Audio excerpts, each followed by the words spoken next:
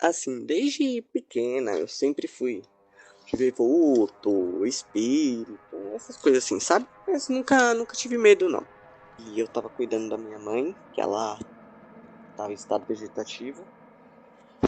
E um dia, pra ajudar como tudo tem que ser, eu, meu pai, meu irmão, todo mundo só tinha o celular da Vivo.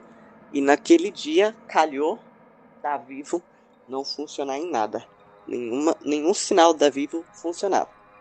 Minha mãe começou sangrando a traqueostomia dela. Meu pai foi na academia que ele tinha na época, ligar pra SAMU vir buscar minha mãe. Ele me acordou e falou assim: Paula, olha sua mãe tá sangrando, eu vou ligar pra ambulância. Eu fui, limpei ela, o sangue dela, passei a mão na cabeça e falei assim: mãe, fica tranquila que a gente só vai descobrir o que você tem, não fica assustada não. Aí eu sentei na cama, tava olhando na televisão, aí de repente quando eu olhei de relance, eu vi um vulto todo preto parado assim na porta da minha cozinha. Eu peguei, não dei importância, virei. Passou uns 5 minutos quando meu pai chegou, que a gente foi trocar minha mãe e a minha mãe morreu.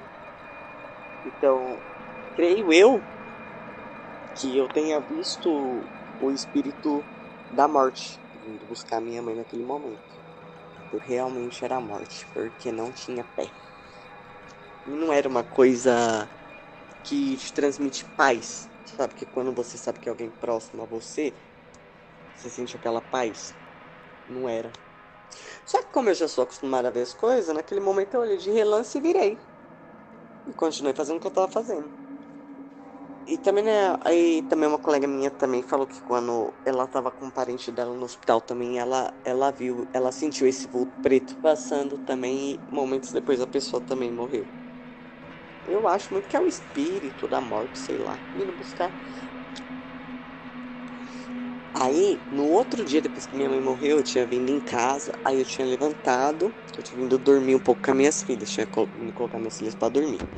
Aí, antes de eu voltar pro velório dela, exatamente na parte onde ela morreu, quando eu saí do banheiro, eu vi exatamente assim, um vulto branco passando. Exatamente assim, do lugar onde ela tinha morrido, quando eu saí do banheiro assim, e a minha filha também. Minha filha, ela nunca tinha visto, ela nunca soube que era avó. Eu nunca ensinei nada, porque minha mãe já tinha morrido. E ela era pequenininha, ela ficava na mulher que olhava ela enquanto eu trabalhava. E você acredita que ela via minha mãe?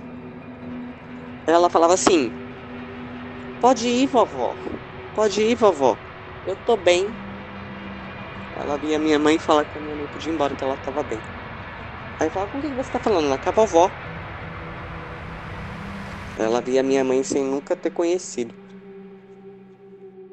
O espírito da morte. Dizem que a morte é a única certeza que a gente tem na vida. Mas a forma como ela se apresenta sempre despertou mistério, medo e até respeito em diferentes culturas. Desde os tempos mais antigos, o ser humano cria imagens, símbolos e lendas para dar forma ao que não entende. E um dos mais marcantes desses símbolos é o ceifador, o espírito da morte. A figura clássica que a gente conhece hoje, com capuz, manto negro e uma foice enorme na mão, tem raízes lá na Idade Média. Naquele período, as pessoas viviam cercadas pela peste, pela fome e pela guerra. A morte estava em todos os lugares. Então, não é à toa que imaginaram esse ser sombrio, coberto de preto, que vinha colher as almas como se fossem espigas no campo. A foice simboliza isso: cortar a ligação entre a vida e o corpo, como quem ceifa o trigo maduro. Mas o curioso é que essa imagem não aparece igual em todo lugar do mundo. No México, por exemplo, existe a Santa Muerte, que é venerada como uma santa protetora, com esqueleto e túnica, mas que traz não só a ideia do fim, como também de proteção e justiça. Já em algumas culturas africanas e indígenas, a morte pode ser vista como uma passagem, um espírito que acompanha e guia, e não apenas um ser que tira a vida. A gente cresce vendo a morte como algo a temer, mas muitos relatos mostram que, quando ela chega, nem sempre vem sozinha. Tem gente que sente paz. Tem gente que vê luz. E tem aqueles que, como no relato que ouvimos agora há pouco, enxergam um vulto preto parado na porta, observando em silêncio. Se a gente olhar para a história, a presença do espírito da morte é quase universal. No Egito Antigo, por exemplo, havia Anubis, o deus com cabeça de chacal, que conduzia as almas até o julgamento final. Na mitologia grega, era Tânato, a personificação suave da morte inevitável. Na Escandinávia, os guerreiros acreditavam nas valquírias, que vinham buscar os que estavam prontos para ir ao Valhalla. Em todos esses casos, a morte não era apenas um fim, mas uma passagem, um transporte. E aí, quando a gente volta para o relato, percebe como ele carrega essa mesma essência mítica. O vulto preto parado na porta lembra exatamente a imagem do ceifador medieval, mas ao mesmo tempo tem esse lado mais íntimo, quase familiar. Não é só uma entidade distante, é algo que entra no quarto, fica ali observando, esperando a hora certa. No fundo, a lenda do ceifador talvez seja uma forma de dar rosto a algo invisível. O que as pessoas relatam, como no caso que a gente ouviu, pode ser o inconsciente tentando processar uma perda, ou pode ser um contato verdadeiro com essa presença misteriosa que acompanha a vida desde o primeiro sopro até o último. O espírito da morte, então, não é só uma lenda distante, é parte da experiência humana.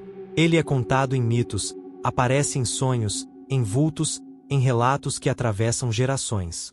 Talvez ele não venha sempre com uma foice, talvez nem sempre de preto, mas, de alguma forma, sempre encontra um jeito de se manifestar. Já passou por algo parecido? Que tal compartilhar sua história? Se sentir à vontade, entre em contato pelas nossas redes sociais ou pelo e-mail disponível na descrição do episódio.